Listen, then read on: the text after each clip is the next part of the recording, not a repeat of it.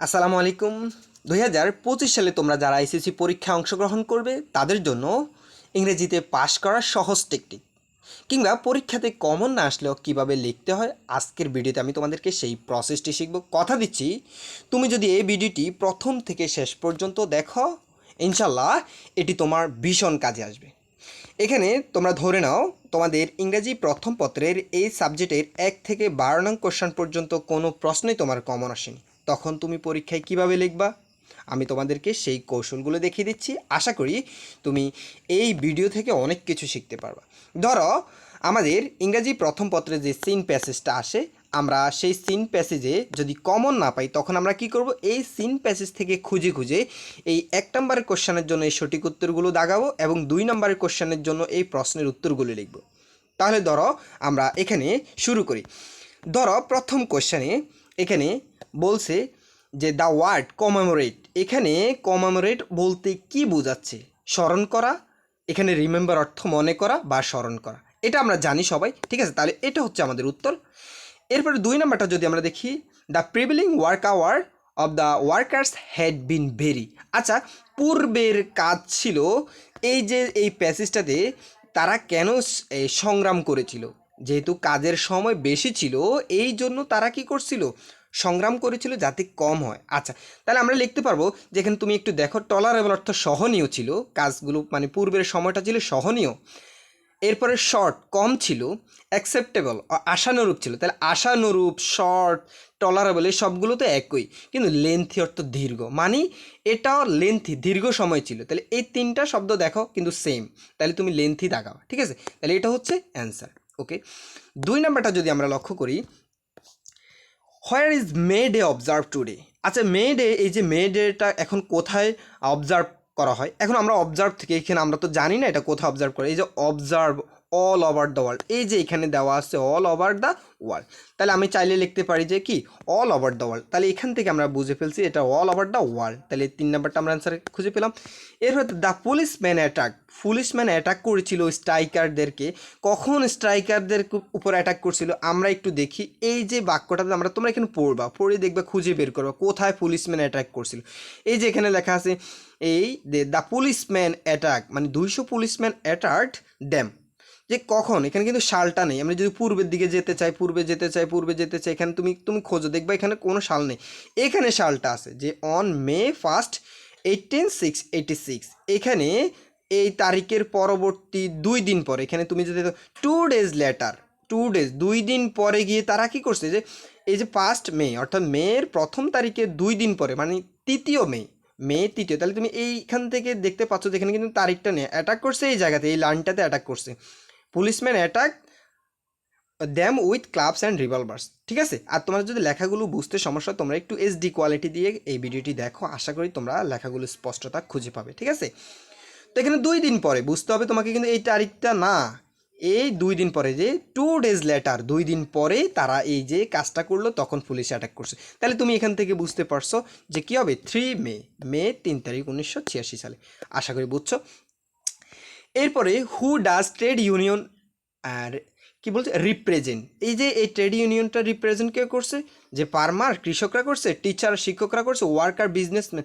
আচ্ছা, মূলত এখানে আমাদের এই যে মূলত এই প্যাসেজটা কিসের সম্পর্কে? ওয়ার্কার সম্পর্কে। তাহলে আমরা এখান থেকে বুঝতে পারি যে অবশ্যই এটা টিচার হবে না, ও বিজনেসম্যানও হবে না, ফার্মার হবে না, অবশ্যই কী হবে? ওয়ার্কার, শ্রমিকদের নিয়ে বিষয়টা যেহেতু।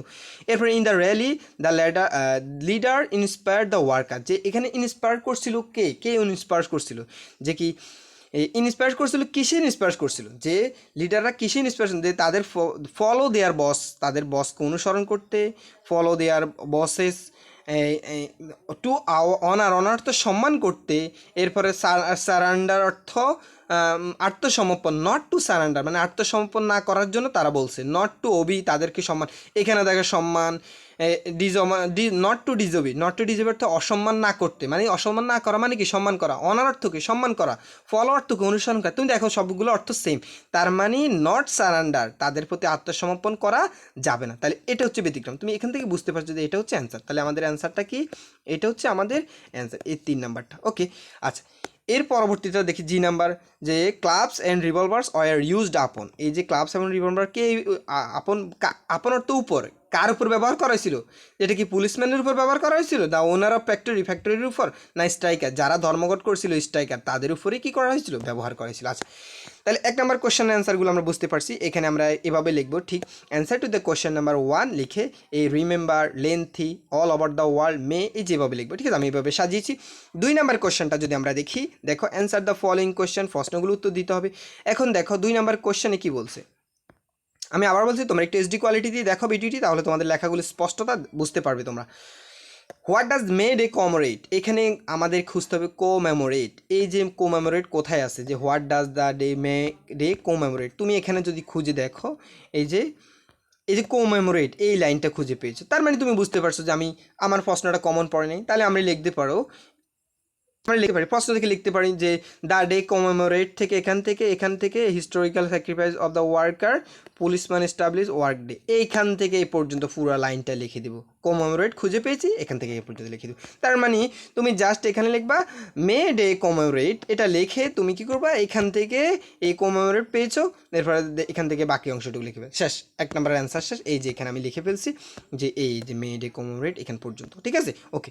2 নম্বর কোশ্চেনটা যদি দেখি, যে what and where historical events, এখানে হোয়ার কোথায় মানে এই স্ট্রাইক হয়েছিল, এটার প্লেসটা টেক প্লেস এখানে, তাহলে আমরা টেক প্লেসটা কোথায় পেয়েছি, এখান থেকে আমরা লিখতে পারি এটা কোথায়, এই যে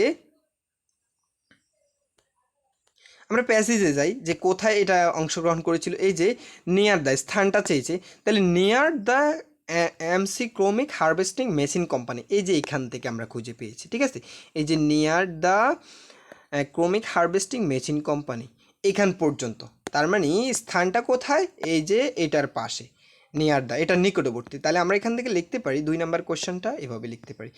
এরপরে সি নাম্বার কোশ্চেন, তাহলে আমি তোমাদেরকে এখান থেকে এভাবে তুমি খুঁজে এখানে এই সবগুলো খুঁজে এখানে কিন্তু তোমরা পাবা, এখান থেকে এই সিন প্যাসেজগুলো তুমি এখান থেকে খুঁজে লিখতে পারবা প্রশ্ন উত্তরগুলো। আমি তোমাদেরকে এটাই বোঝাতে চেয়েছি, তুমি যদি প্রশ্ন কমন না আসলে তুমি কী করবা, জাস্ট এখান থেকে খুঁজবা।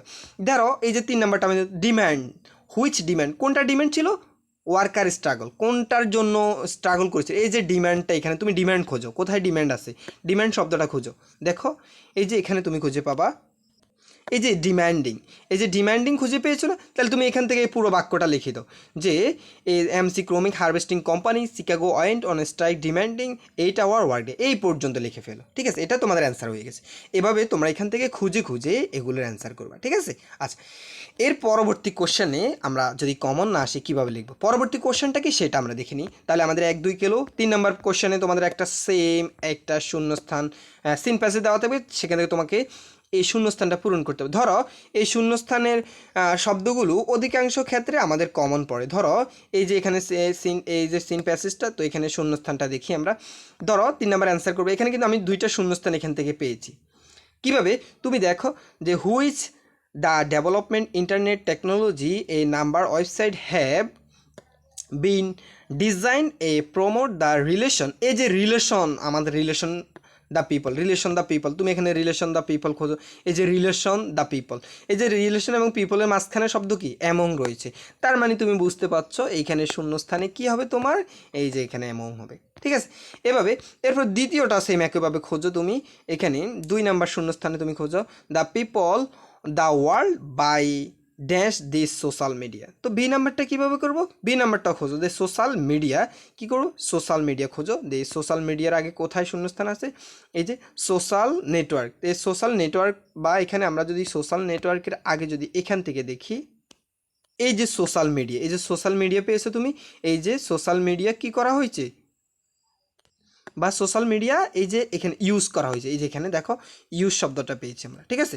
তাহলে তুমি এখান থেকে এই ইউজ শব্দটা এখানে লিখে ফেলো, আর বাকিগুলো এখানে তুমি খুঁজে পাচ্ছ না, ঠিক আছে, না পেলে সমস্যা নেই, তুমি সময় অপচয় করার দরকার নেই, অন্যগুলো লেখার চেষ্টা করো, অন্য কোশ্চেনে চলে যাবে, তুমি যে এইটার জন্য খুঁজে সময় পারলে অন্যদের থেকে হেল্প নেবা, বা অন্য তোমার ফ্রেন্ড যদি পারে তাদের থেকে হেল্প নেবা, আদারওয়াইজ তুমি কী করবা, এটা গ্যাপ রেখে তুমি, আমি যেভাবে লিখেছি এভাবে গ্যাপ রেখে তুমি পরবর্তী কোশ্চেনে চলে যাবে, যদি কখনো সুযোগ থাকে পরবর্তী তোমার ফ্রেন্ডদের থেকে লিখে নিবা, ওকে। তাহলে 3 নম্বর কোশ্চেন লিখলাম। ধরো 4 নম্বর কোশ্চেনে এরকম একটা আনসিন প্যাসেজ দেওয়া থাকে, সেখান থেকে তোমাকে একটা চক পূরণ করতে হবে এবং একটা 5 নম্বরে একটা সামারি লিখতে হবে। তাহলে দেখো আমরা সেটা কীভাবে অ্যান্সার করব। তো এখানে দেখো প্রিয় শিক্ষার্থীরা, এই যে এই আনসিন প্যাসেজটা, উইলিয়াম ওয়ার্ডসওয়ার্থের এই আনসিন প্যাসেজটা, তো এখান থেকে আমরা এই চকটা পূরণ করব। তাহলে আমরা যদি একটু লক্ষ্য করি, দেখো হু, হোয়াট, এখানে ব্যক্তির নাম আসবে, এখানে ইভেন্ট বা অ্যাক্টিভিটিগুলো তোমরা একটু এইচডি কোয়ালিটির ভিডিওতেই দেখো, তাহলে লেখাগুলো স্পষ্টত খুঁজে পাবে বা দেখা যাবে, ঠিক আছে। ইভেন্ট বা অ্যাক্টিভিটিগুলো, এখানে প্লেস, হয়ার, এগুলো, ঠিক আছে, এখানে টাইম, সময়গুলো। তাহলে দেখো উইলিয়ামস ওয়ার্ডসওয়ার্থ কী করছিল 1770 সালে, কি করছিল, এই যে আমরা দেখি কি করছিল, আমরা একটু দেখি 1770 সাল খোঁজো তুমি। এই যে 1770 সালে কি করছে সে, ওয়াজ বর্ন। তার মানে এই যে ওয়াজ বর্ন শূন্যস্থানে কি হবে, এই যে প্রথমটার অ্যান্সার হবে ওয়াজ বর্ন। তাহলে আমরা লিখতে পারি এই যে was born, answer to the question number 4 was born. আচ্ছা, 2 নম্বর কোয়েশ্চেনে 2 নম্বর শূন্যস্থানে কী হবে, আমরা সেটা একটু দেখি। হি ওয়েন ড্যাশ 1789 সালে।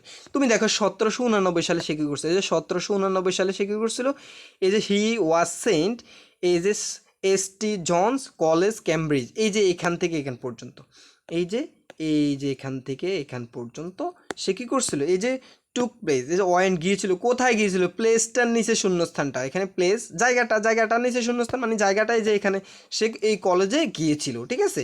সি ওয়াজ সেন্ট, বা তাকে পাঠানো হয়েছিল, বা সে গিয়েছিল কোথায়, এই জায়গাটাতে। তার মানে 2 নম্বরটা অ্যান্সার তুমি জাস্ট এখান থেকে এই টু সেন্ট থেকে এখান পর্যন্ত লিখে ফেলবা। ওকে, 3 নম্বর কোশ্চেনটা দেখো, 3 নম্বর শূন্যস্থানে রয়েছে হি লিভ, সে বাস করছিল, ফ্রান্সে বাস করছিল ড্যাশ, কত সাল, এখানে সালটা জানতে চাইছে।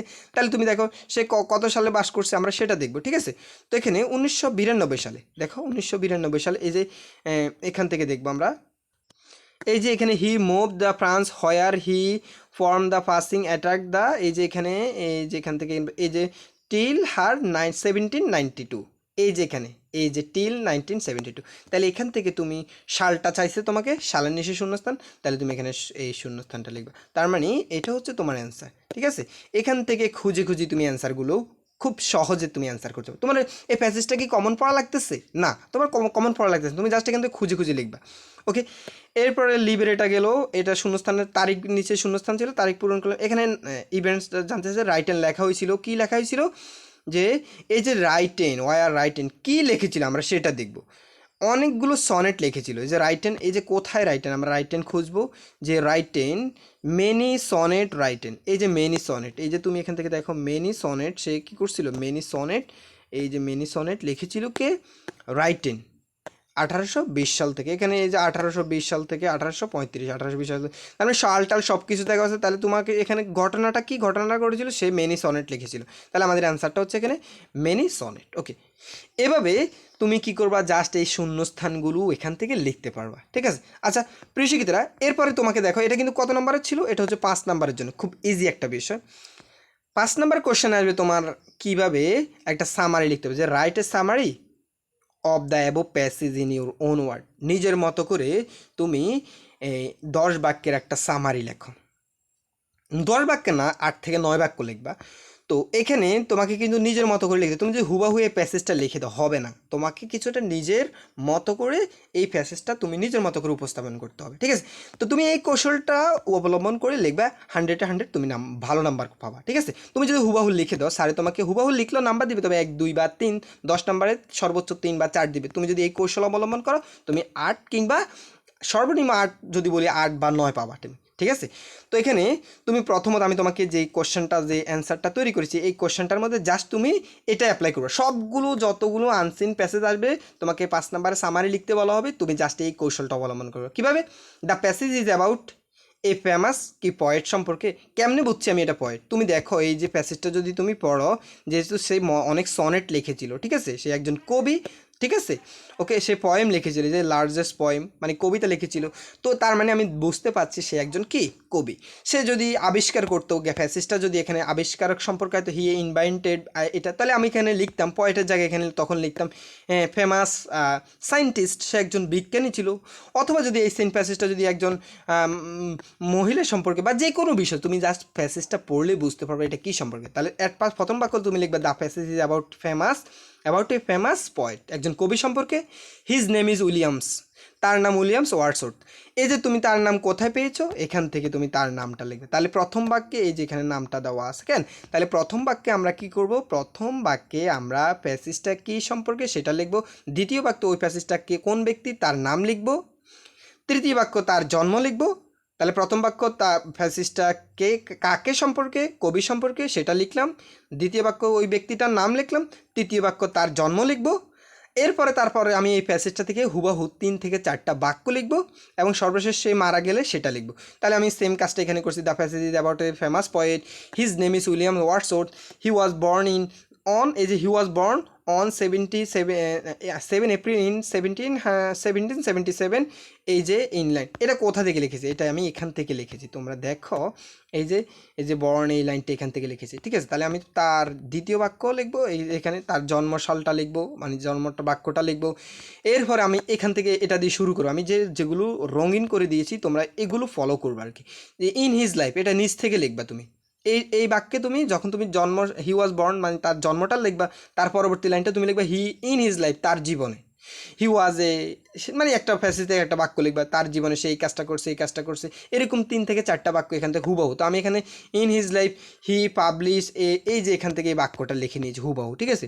ইন হিজ লাইফ এই যে এখানে দেখো এই যে এখানে হি পাবলিশ এই যে এখান থেকে এই যে হি থেকে এখান থেকে আমি যদি তোমাদেরকে দেখাই এখান থেকে আমি এখান পর্যন্ত এই পুরো বাক্যটা লিখে ফেলছি, ঠিক আছে। ওকে, এভাবে তুমি কি করবা, তুমি এখান থেকে খুঁজে খুঁজে 3 থেকে 4টা বাক্য দিয়ে দিবে। তবে তুমি এগুলো ফলো করবা। প্রথমে ব্যক্তিটার সম্পর্কে, তারপর ব্যক্তির নাম, তারপর তার জন্ম, তারপর ইন হিজ লাইফ দিয়ে তুমি এখানে এক বাক্য লিখবা, তারপর আবার ফ্যাসেজ থেকে আরও 2 বাক্য, 3 থেকে 4 বাক্য লিখবা। তারপর সর্বশেষ তার মৃত্যু সালটা লিখবে, হি ডাইড সে মারা গেছে কত সালে, এই যে অন 23 এপ্রিল 1850। এটা আমি কোথা থেকে লিখছি, এটা কিন্তু আমি প্যাসেজ থেকে লিখছি যে হি ডাইড দেয়ার লিখবো না, আমরা লিখবো হি ডাইড সে মারা গেছে কত সালে, অন 23 আগস্ট, ঠিক আছে, অন 23 এপ্রিল 1850 সালে। এটা জাস্ট এখানে লাইনটা লিখে দিলাম। এবং সর্বশেষে একটা বাক্য তোমাকে লিখতে হবে, from the passage we new আমরা অনেক কিছু জানতে পেরেছি about many things of his career তার ক্যারিয়ার সম্পর্কে বা তার কর্মজীবন সম্পর্কে আমরা অনেক কিছু জানতে পেরেছি। তাহলে তুমি যেই কৌশলগুলো দেখেছি এই কৌশলগুলোতে তুমি কী করবে, অ্যান্সার করার চেষ্টা করবে। আশা করি তোমার এটা কমন, পড়ো বা না পড়ো কোনো সমস্যা নেই, তুমি অ্যান্সার করতে পারো। পরবর্তী কোশ্চেনে যাই আমরা। প্রিয় শিক্ষার্থীরা 1 2 3 4 5 6 পর্যন্ত আমরা 6 নাম্বারে দেখবো। 6 নাম্বার ইজি, এটা হচ্ছে টেবিল তৈরি করা। তো ঠিক আছে, টেবিলটা কীভাবে অ্যান্সার করতে হয় সেটাও দেখে দিচ্ছি। দেখো ধরো এখানে একটা টেবিল আসছে, ঠিক আছে, এই যে এখানে ধরো এই টেবিলটা, ঠিক আছে।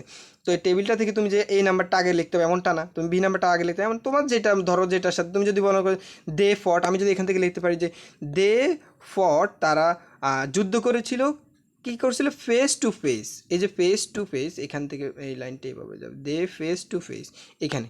তাহলে they fought face to face with the enemy, তারা শত্রুদের সাথে তারা সরাসরি যুদ্ধ করে। তুমি এই বাক্যটা লিখলা, তারপরে এইভাবে 5টা বাক্য তুমি জাস্ট নিজের মতো করে তৈরি করবে। এবং এগুলো অ্যান্সারের ক্ষেত্রে এইভাবে তুমি এটা অনুসরণ করে অ্যান্সার দিতে কোশ্চেন নাম্বার 6 লিখে তুমি যে এই অংশগুলো লেখার দরকার নেই, যদি তুমি চাও লিখতে পারো, আদারওয়াইজ এটা না লিখলে হবে, ঠিক আছে। এটা লেখার দরকার, তুমি জাস্ট বাক্যগুলো তৈরি করে দিও, তোমাকে বাক্যটা মাস্ট লিখতে হবে। ওকে, এটা কিন্তু মনে রাখবে, বাক্যটা লিখতেই হবে তোমাকে।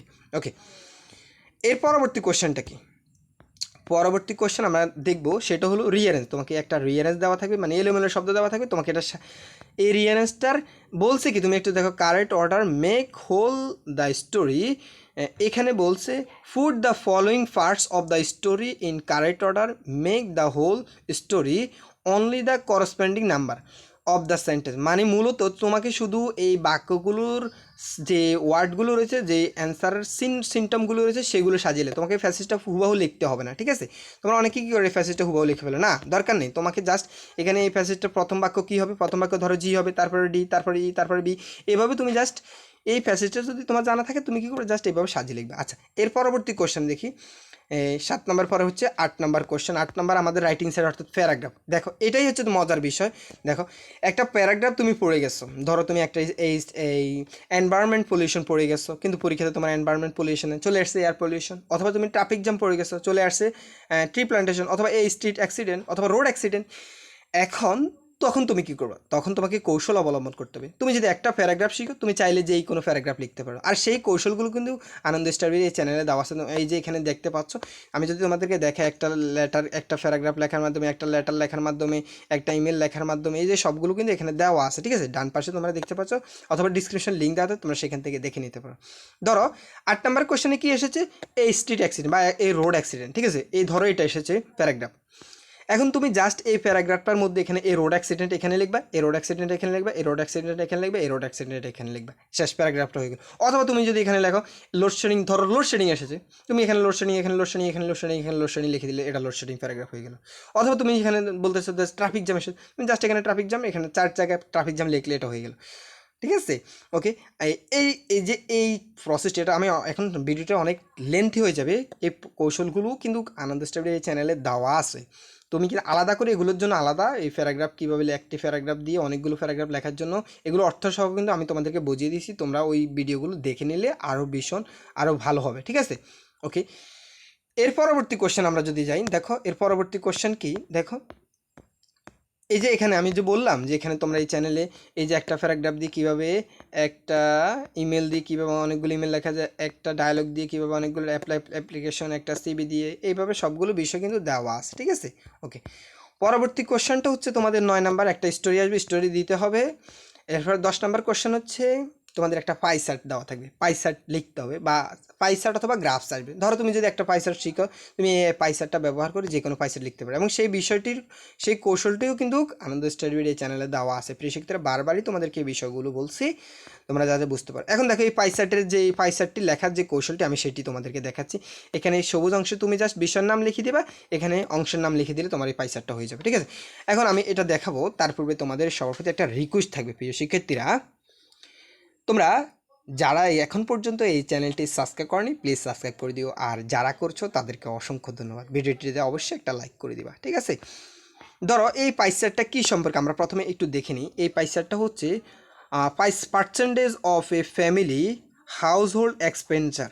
এই যে এটার অর্থ হচ্ছে ব্যয়, একটা পরিবারের যে পারিবারিক অর্থাৎ গৃহর ব্যয় যেটি আছে সেই সম্পর্কে এই ইয়েটা।